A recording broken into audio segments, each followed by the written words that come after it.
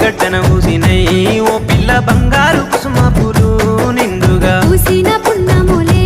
నేనున్న బంగారు బొమ్మలెందుకోయ్ నాకింకా ఆరెండ పడవిలో కస్తూరి రంగాయే వెండి కొండల మీద వెలుగన్న లేదాయే నెమలి కన్నుల దానివే ఓ పిల్ల నిలవంక తీరున్నవే